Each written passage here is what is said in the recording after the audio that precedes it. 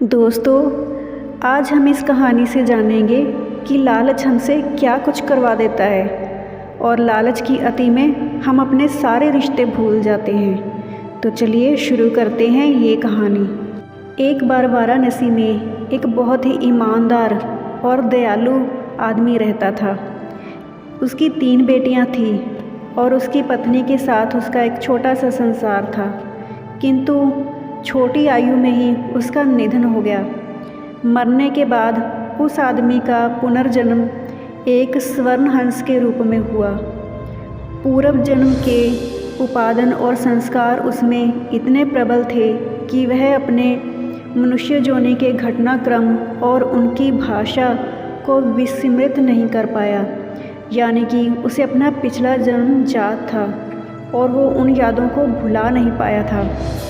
पूर्व जन्म के परिवार का मोह और उनके प्रति उसका लगाव उसके वर्तमान को भी प्रभावित कर रहा था।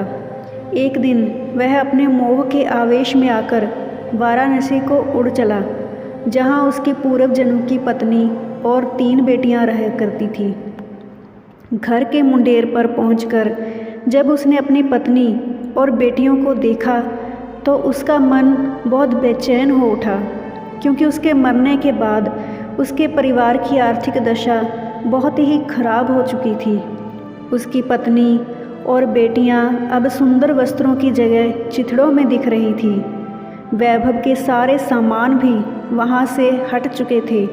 फिर भी पूरे उल्लास के साथ उसने अपनी पत्नी और बेटियों को गले लगाया और उन्हें अपना परिचय दिया, और वापस लौटने से पूर्व उन्हें अपना एक सोने का पंख भी देता गया, जिसे बेचकर उसके परिवार वाले अपनी गरीबी को मिटा सकते थे। इस घटना के पश्चात हंस समय समय पर उनसे मिलने वाराणसी आता रहा और हर बार उन्हें सोने का पंख देकर जाता था। बेटियां तो हंस की दयालुता से संतुष्ट थीं, मगर उसकी पत्नी के मन में लालच घर कर गया था। उसने सोचा, क्यों ना वह उस हंस के सारे पंख निकालकर एक ही पल में अमीर बन जाए। बेटियों को भी उसने अपने मन की बात बताई, मगर उसकी बेटियों ने उसका साथ देने से मना कर दिया। अगली बार जब वह हंस वहां आया तो संयोगवश उसकी बेटियां वहां नहीं थीं। उसकी पत्नी ने तब उसे प्यार से पुचकारते हुए अपनी तरफ बुलाया। वह हंस अपनी पत्नी के धोखे को पहचान न सका और खुशी खुशी अपनी पत्नी के पास उड़कर चला गया। मगर वह क्या देखता है कि उसकी पत्नी ने बड़ी बेदर्दी से उसकी गर्दन पकड़कर उसके सारे पंख एक ही झटके में नोच डाले और खून से लथपथ उसके शरीर को लकड़ी के एक तख्ते पर फेंक दिया। फिर जब वह उन सोने के पंखों को समेटना चाह रही थी तो उसके हाथों में सिर्फ साधारण पंख ही लग सके, क्योंकि उस हंस के पंख उसकी इच्छा के विरुद्ध नोचे जाने पर साधारण हंस के समान ही हो जाते थे।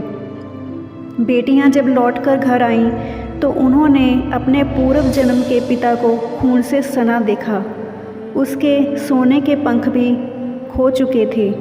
उन्होंने सारी बात समझ ली और तत्काल ही हंस की भरपूर सेवा शुरू कर दी। कुछ दिनों में ही वह हंस स्वस्थ हो गया। उस हंस के पंख फिर से आने लगे, मगर अब वे सोने के नहीं थे। जब हंस के पंख इतने निकल गए कि वह उड़ने के लिए समर्थ हो गया, तब वह उस घर से उड़ गया और कभी भी वाराणसी में दोबारा दिखाई नहीं पड़ा।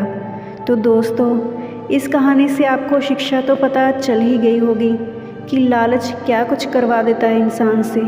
लालच के आगे सारे रिश्ते भी फीके पड़ जाते हैं। इसलिए एक लालचवश होकर कोई भी ऐसा काम ना करे जिससे अपनों को ठेस पहुँचे, या हमारा खुद का नुकसान हो या किसी और का भी नुकसान हो, तो ऐसा कोई काम ना करें।